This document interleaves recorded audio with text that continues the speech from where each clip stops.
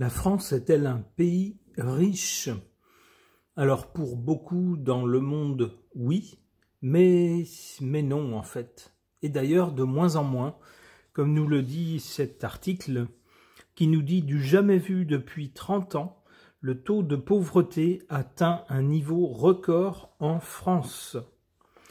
On nous dit que c'est du jamais vu depuis au moins 30 ans. Le taux de pauvreté a battu un record en 2023 en France métropolitaine, où les inégalités se creusent selon l'INSEE, l'Institut national des statistiques.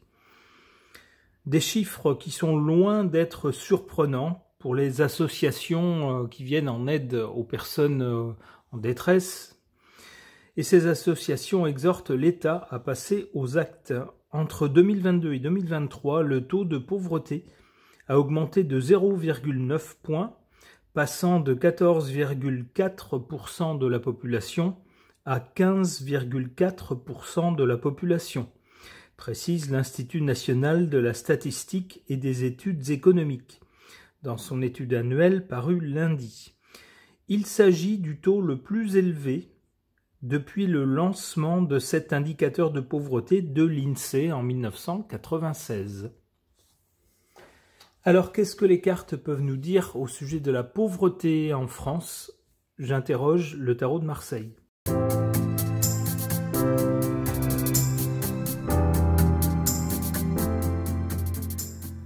Alors, que suggèrent ces cartes au sujet de la pauvreté en France qui n'a jamais été aussi élevée, aussi importante depuis 30 ans? On a du côté du passé, ici, cette carte de l'amoureux qui nous parle d'hésitation et de choix à faire. Ça pourrait vouloir nous dire que si on en est là actuellement, c'est à cause de certains choix qui ont été faits par les différentes équipes au pouvoir en France dans le passé. C'est le résultat de leurs choix, de leurs décisions, de leurs actes. Pour le présent, avec cette carte du monde, il se pourrait, alors j'ai deux possibilités d'interprétation qui me viennent. Il se pourrait d'abord qu'on passe un certain stade. Ici, on voit avec cette mandorle, on voit le personnage qui est prêt à passer cette mandorle comme une porte pour passer d'une situation d'avant à une situation d'après. Ça pourrait être ça, ça pourrait être que jusqu'à présent, il y avait de la pauvreté comme il y en a partout, y compris dans les pays riches. Il y a toujours des gens qui sont malgré tout pauvres. Et bien là, on vient de passer à un autre stade. On vient de passer les 15% de gens pauvres en France, selon des critères définis. Donc, on passe à autre chose. L'autre possibilité d'interpréter cette carte, comme il s'agit du monde, ça nous parle également d'un rapport avec ce qui est extérieur à nos frontières. Alors il se pourrait aussi que la pauvreté en France soit due à l'arrivée de personnes très pauvres fuyant des situations catastrophiques dans leur pays, ou des pays où ils n'ont pas d'avenir, par exemple pour leurs enfants, et ils viennent dans notre pays, mais également dans d'autres pays européens, dans l'espoir de trouver ou de se faire une vie meilleure. Mais ce n'est pas toujours le cas, on sait que souvent ça commence par des conditions très difficiles. Ça pourrait être ça aussi une des causes de l'augmentation de la pauvreté. Quoi qu'il en soit, on a cette carte du pape qui nous parle alors de religion à la base pour le pape, mais plutôt d'une autorité morale ou d'une philosophie. Alors ça pourrait être un grand thème à l'avenir, le combat contre la pauvreté, comment est-ce qu'on peut venir en aide aux personnes qui sont dans le besoin, alors bien sûr sans se mettre nous-mêmes en péril, hein, si on a déjà quasiment rien, bien sûr c'est pas plutôt à nous de donner, c'est plutôt à ceux qui ont plus de donner. Il ne faut pas non plus tomber soi-même dans la pauvreté pour avoir trop donné aux autres. Mais avec cette carte du pape, il se pourrait que ça devienne à l'avenir un thème important, qu'on prête beaucoup plus d'attention aux gens qui n'ont rien, qui se trouvent à la rue, qui n'arrivent pas à s'en sortir, etc. Et puis que se monte, alors soit qu'il y ait des actes de la part du gouvernement, ou soit que de plus en plus dans la population, on ait des actes de solidarité. Ça pourrait être ça.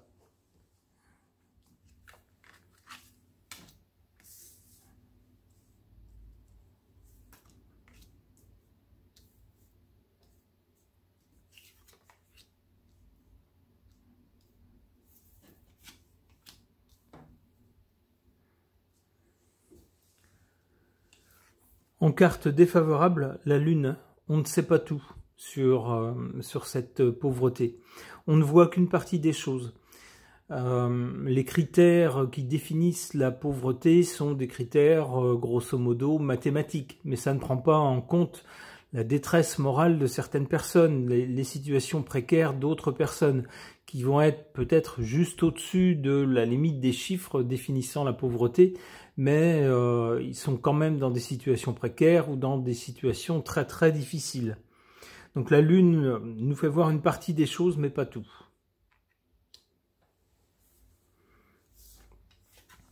L'étoile ici, en très bonne position, en position favorable, nous montre que malgré tout, si on veut, on peut. Alors, ça ne concerne pas les gens qui sont dans la pauvreté, les pauvres. Malheureusement pour eux, je me doute bien que ce n'est pas une volonté de leur part. Mais cette carte pourrait nous dire que le pays pourrait faire plus et pourrait faire mieux. Pour les gens qui tombent dans la pauvreté, pourrait faire mieux pour empêcher justement qu'ils ne décrochent complètement, pourrait faire plus pour que ces gens restent intégrés dans le système et peut-être un travail avec un salaire qui leur permette de rester à flot. En tout cas, avec l'étoile ici en position favorable, c'est très bon. Ça peut nous dire que tout n'est pas perdu, qu'on peut tout à fait rattraper la situation.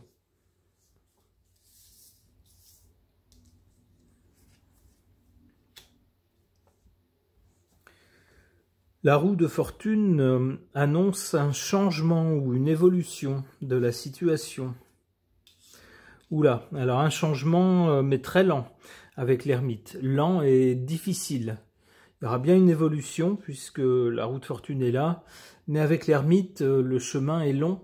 On n'a pas beaucoup de moyens et c'est compliqué. Ça demande des efforts. Ça se fait pas comme ça.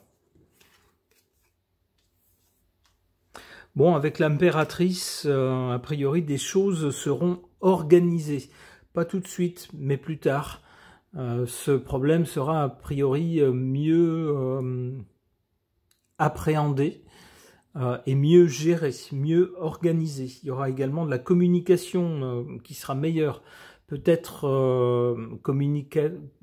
est-ce qu'on va mieux communiquer pour les gens qui sont dans la pauvreté sur les recours possibles, sur les aides possibles pour s'en sortir, pour rester à flot. Ok.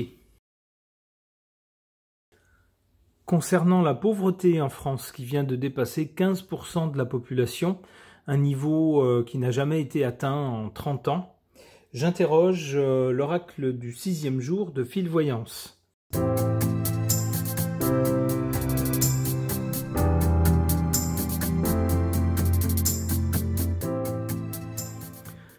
Que suggèrent ces cartes par rapport au phénomène de la pauvreté qui prend de l'ampleur en France, qui atteint un niveau inconnu depuis 30 ans. On a d'abord ici, du côté du passé ou de l'origine, cette carte de la campagne.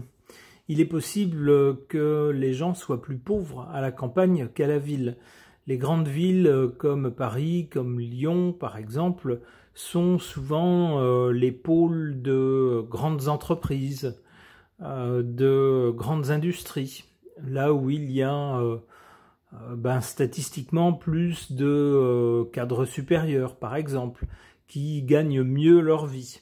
et donc statistiquement, les gens sont plus pauvres à la campagne. C'est peut-être ce que cette carte nous dit. Alors cette carte se trouve du côté du passé. Ça pourrait nous dire que autrefois, sans doute, les gens étaient plus pauvres à la campagne. La pauvreté, c'était un phénomène qui était plutôt un phénomène de la campagne. On vivait à la campagne, on n'avait pas grand-chose. Moi, je me souviens, mes grands-parents vivaient très modestement avec des choses qu'ils cultivaient dans leur jardin. Ils avaient des animaux aussi, des poules pour les œufs, lapins, etc. Donc on vivait avec pas grand-chose. Finalement, on était pauvres, mais on y arrivait quand même lorsqu'on était à la campagne. Mais cette carte est du côté du passé. Ça pourrait vouloir nous dire que maintenant c'est fini. C'est pas juste le fait d'être à la campagne. C'est un phénomène qui touche tout le pays. Et que dans les grandes villes, malgré le fait qu'il y ait souvent plus d'opportunités d'emploi, certaines personnes qui ont un emploi à plein temps n'y arrivent pas. C'est plus suffisant pour payer un loyer, plus toutes les factures par exemple. Et si jamais en plus de ça, votre voiture tombe en panne ou si vous avez un coup dur de santé par exemple, ça peut suffire pour vous éjecter du système et vous mettre à la rue, par exemple. Alors pour le présent, on a cette carte de la tranquillité, c'est-à-dire que pour l'instant, on ne fait rien. On a l'INSEE qui nous rapporte les chiffres et qui nous dit attention, plus ça va, plus ça augmente. Et là, ça atteint des niveaux jamais connus jusqu'à présent. Et donc, on attend que quelque chose soit fait en face et on attend toujours. Rien n'est fait. Il ne se passe rien, c'est la tranquillité totale. Donc forcément, pour les gens qui sont dans la pauvreté, c'est la carte de la solitude. Les gens qui sont sous le seuil de pauvreté sont en quelque sorte livrés à eux-mêmes. Démerdez-vous, c'est la réponse, semble-t-il, de ceux qui nous gouvernent.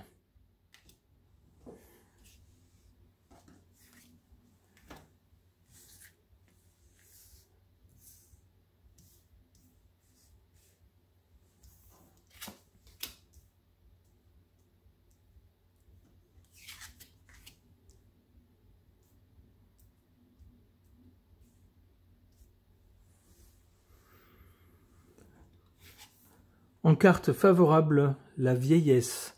Peut-être que les gens très âgés qui ont connu un environnement qui n'est pas celui qu'on connaît maintenant, un environnement moins moderne, avec moins de choses, mais également où on vivait avec un revenu moins important, sont peut-être les personnes qui s'en sortent le mieux face à la pauvreté.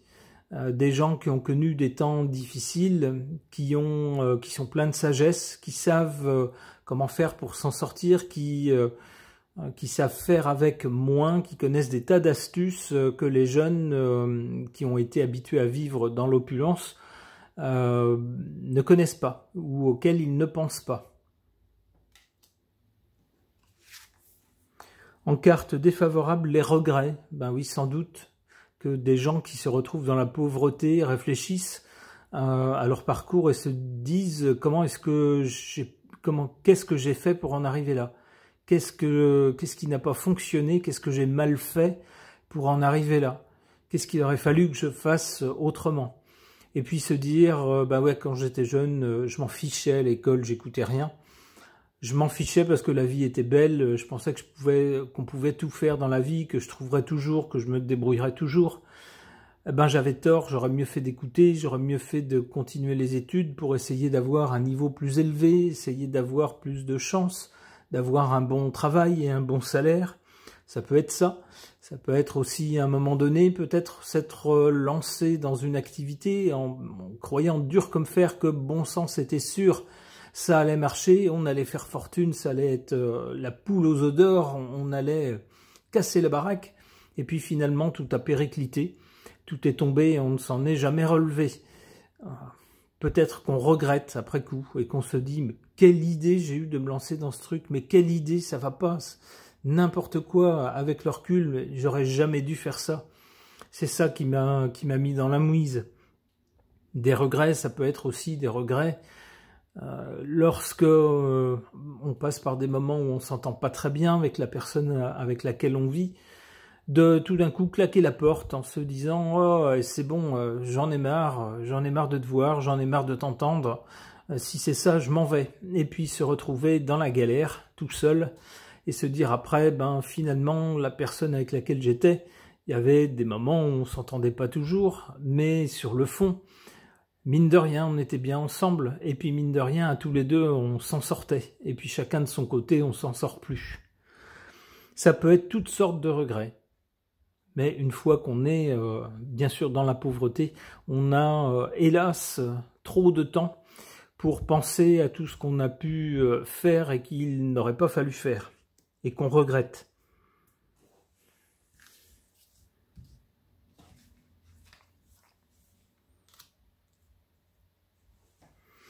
Alors, du côté de l'avenir,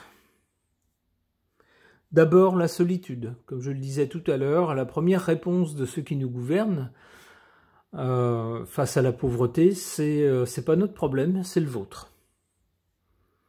On peut penser que plus tard, quand même, si c'est pas ceux qui nous gouvernent, ça sera au moins la population qui aura un pincement au cœur à voir des gens comme vous et moi, ma foi, pas plus bêtes, pas plus qui auront le même genre de vie et qui, à un moment donné, peut-être pour pas grand-chose, peut-être pour une petite erreur, peut-être pour un mauvais choix, peut-être pour un événement inattendu, un imprévu malheureux, seront tombés dans la pauvreté. On ne pourra pas s'empêcher quand même d'avoir une pensée pour ces gens. On se dira, bon sang, on ne laisserait pas un chien crever tout seul dehors, on ne va pas laisser une personne à la rue.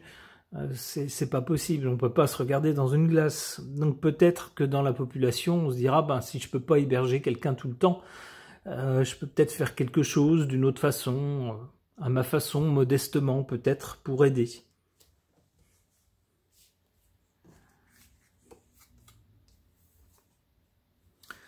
Le 6e jour, eh bien, chouette carte, c'est la meilleure carte du jeu.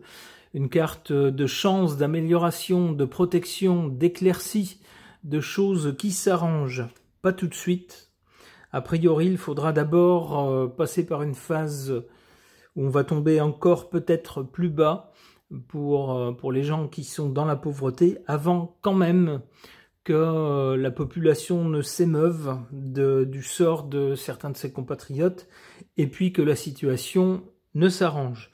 Eh bien, je l'espère pour tous les gens qui sont à la limite ou qui sont malheureusement déjà sous la limite et qui peinent à s'en sortir. J'espère qu'ils sauront tenir bon le temps qu'il faut, le temps que les choses s'arrangent pour eux.